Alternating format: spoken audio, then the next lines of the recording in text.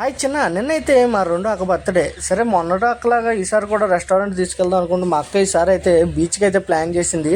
ఇది అయితే రేవుపాలెం బీచ్ అంటారు. ఇది అడ్ రోడ్ దగ్గరలో ఉంటుంది. మన వైజాగ్ కైలాసగిరిలాగా ఇక్కడ శివుడు పార్వతి బొమ్మలు కూడా ఉంటాయి. నిన్న ఆదివారం సండే అవడం ప్రకారం నిన్న అయితే ఫ్యామిలీలు మాత్రం గట్టిగా వచ్చాయి. ఆ క్రౌడ్ చూసారా ఎంతమంది ఉన్నారో. మేమైతే అక్క ఎదురుగా ఇక్కడ బ్రిడ్జ్ దగ్గర అయితే కేక్ కట్ చేస్తాం. అక్కకి మంచిగా కేక్ కట్ చేసుకుని చుట్టూ ఫోటోషూట్ కంప్లీట్ చేసుకుని చేసిన తర్వాత ఇక్కడ ఎలమెంచుల దగ్గరలోని చిల్లీ స్పాట్ రెస్టారెంట్కి అయితే ఫ్యామిలీ రెస్టారెంట్కి అయితే వచ్చాము.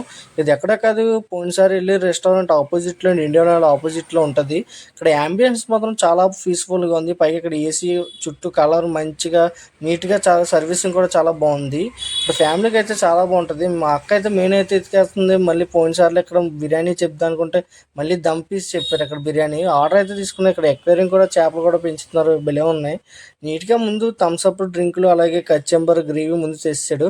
తర్వాత ప్రతి ప్లేట్లో ఆనియన్స్ నిమ్మకాయలు కూడా పంచేసాడు. నా ప్లేట్లో ముందే దమ్ పీస్ వేసాడు. దమ్ పీస్ చూసారు ఎంత ఉందో. రైస్ క్వాంటిటీ, రైస్ టేస్ట్ చాలా బాగుంది. పోయిన దాని మీద చాలా ఫ్లేవర్గా ఉంది. రైస్ కూడా క్వాంటిటీ మాత్రం చాలా బాగుంది. ఆ పీస్లో నిమ్మకాయ వేసుకుని రైస్ మాత్రం తిన్నాను. టేస్ట్ బిర్యానీ చాలా బాగుంది. మీరు కూడా ట్రై చేయండి ఒకసారి చిల్లీ స్పాట్లోని. ఆ గ్రేవీ వేసుకొని ఇంకో ముద్ద తిన్నాను. గ్రేవీ పెద్దగా నచ్చలేదు కానీ బిర్యానీ మాత్రం చాలా బాగుంది. గ్రేవీ వేసుకొని పాడు చేసుకోకండి.